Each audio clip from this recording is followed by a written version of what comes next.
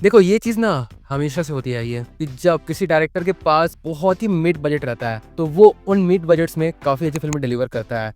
लेकिन जब वो फिल्में आती है और वो क्रिटिक्स ऑडियंस दोनों को इम्प्रेस कर देती है और बॉक्स ऑफिस पे भी अच्छा खासा पुल दिखा पाती है, तो बहुत सारे बड़े सुपरस्टार्स भी उस नए फिल्म मेकर के साथ कोलैब करना चाहते हैं। एंड ऐसा ही होता आया है हमेशा से बॉलीवुड में या फिर किसी भी पार्टिकुलर इंडस्ट्री को उठा के आप देख लो, दिस हैज बिन रेलेवेंट। और इसी चीज़ को अभी हमने रिसेंटली एक्सपीरियंस किया लोकेश कनगराज के साथ, जहाँ पर उन्होंने स्टार्टिंग में तो बहुत सारी अच्छी अच्छी मूवीज तो दी थी जो कि बहुत ज़्यादा मिड बजट पे बनाई गई थी। लेकिन जैसे ही उन्हें रजनीकांत सर के साथ एक फिल्म बनाने का ऑफर मिला जहाँ पर उन्हें उनकी जो सैलरी होती है ना वो अराउंड 50 करोड़ दी गई थी, तो उसके बाद जो प्रोडक्ट उन्होंने डिलीवर किया वो बहुत ही ज़्यादा मिड था। हमें मानता हूँ कि कई लोग ये आके कहेंगे कि actually it is enjoyable in part, but ऐसा नहीं होना चाहिए था।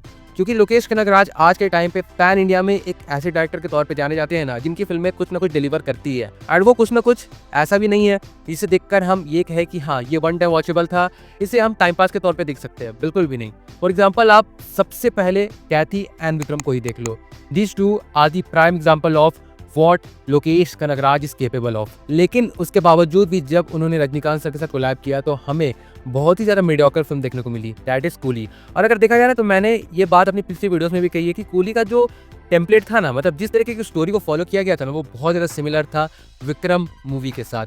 और कई बार ऐसा होता है कि डायरेक्टर्स अपने पिछले क्रिएट किए गए मास्टरपीसेस को लाइक कॉपी करके एक और उनके हिसाब से अच्छी कहानी प्रेजेंट करने की कोशिश करते हैं, लेकिन चीज़ें इस बार उल्टी हो जाती है क्योंकि इस बार जो स्टार पावर इन्वॉल्व होता है एंड इस बार जो स्टेक्स होते हैं वो और भी ज़्यादा हाई होते हैं। एंड डायरेक्टर्स पे ये बहुत ज़्यादा प्रेशर होता है कि वो अगेन से सेम तरीके की कहानी को ना दिखा दे, जिसे देखकर ऑडियंस भी ये समझ जाए कि इस बार भी उस डायरेक्टर ने अपने पिछली क्रिएट की गई एक फिल्म को वापस से रिक्रिएट करने की कोशिश की गई है। एंड मे भी हो सकता है इन्हीं सब की चीज़ में फंसते हुए लोकेश कनगराज ने मीडियोकर फिल्म मतलब कूली को डिलीवर किया। और देखो हाँ मैं मानता हूँ कि कूली अभी के टाइम पे भी बहुत अच्छा बॉक्स ऑफिस कलेक्शन निकाल रही है, लेकिन उसका मतलब ये नहीं है कि ये फिल्म एक अच्छी फिल्म है।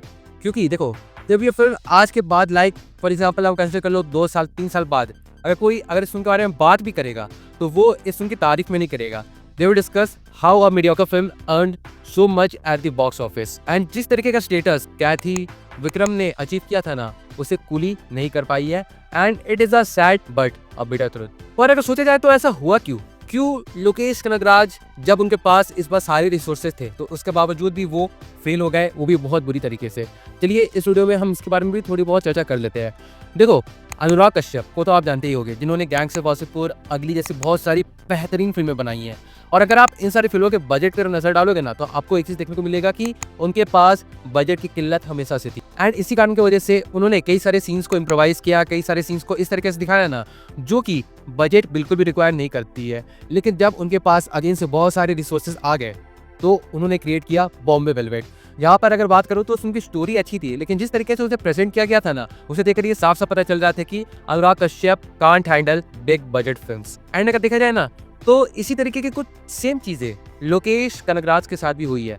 हाँ मैं मानता हूँ कि उन्होंने विक्रम जैसी अच्छी फिल्म क्रिएट की थी, लेकिन कूली को अगर हम देखें ना तो कूली एक प्योर मास एंड मास वाली फिल्म थी। लेकिन वही दूसरी तरफ अगर हम विक्रम मूवी को कंपेयर करें तो हमें क्या देखने को मिलता है, it was both a massy film and a classy film as well. And देखो भले बहुत लोग इस बात से एग्री करें या ना करें, मुझे कोई फर्क नहीं पड़ता, बट आई हैव टू से दिस कि मास फिल्म बनाना हर किसी के बस की बात नहीं है। जैसे एक मास्टरपीस क्रिएट करना जो एक आर्टिस्टिक फिल्म भी कहलाए वो हर किसी के बस की बात नहीं है ना, ठीक उसी तरीके से एक अच्छी मास एंटरटेनर फिल्म कैसे बनती है ना उस चीज को भी हर कोई डिकोड नहीं कर सकता है। बट एक्चुअल मास फिल्म होती कौन सी है? चलो अगर रिसेंट टाइम्स में अगर हम नजर डालें तो थलपति विजय की थेरी हो गई, शाहरुख खान की जवान हो गई, या फिर अगर हम थोड़ा पीछे जाए तो सलमान खान की मैक्सिमम फिल्में जो थी ना वो मास एंटरटेनिंग फिल्में थी। एंड साउथ इंडस्ट्रीज में तो ऐसे बहुत सारे एग्जांपल भरे पड़े हैं। तो एक मास एंटरटेनिंग फिल्म बनाना अगेन से मैं रिपीट करता हूँ हर किसी के बस की बात नहीं है। एंड कूली मूवी के साथ मे बी मतलब जिस तरीके से मैंने इस मूवी को देखा और जो मुझे लग रहा था ना उसे देखकर मैं ये कहता हूँ कि मे बी लोकेश कनगराज ने इस बार एक मास एंटरटेनर बनाने की कोशिश की थी।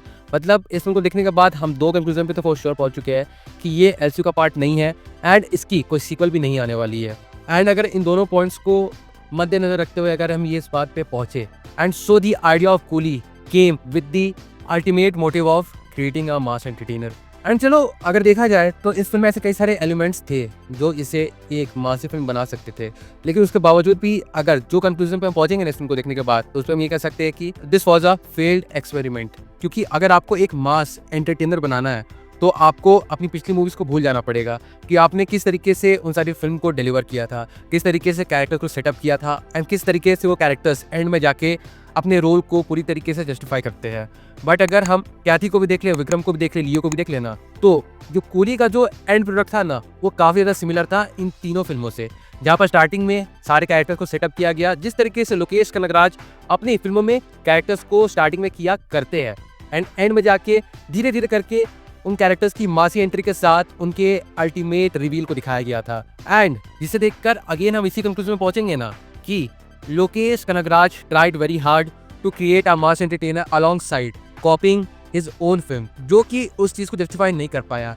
एंड इवन मुझे ये कहते हुए बड़ा दुख हो रहा, बट इवन रजनीकांत सर का जो कैरेक्टर था ना, वो इस फिल्म में उस तरीके से बिल्कुल भी नहीं निखर के आ पाया जिस तरीके से हमने बहुत रिसेंटली मतलब 2023 में ही रजनीकांत सर को इन द फिल्म जेलर में देखा था।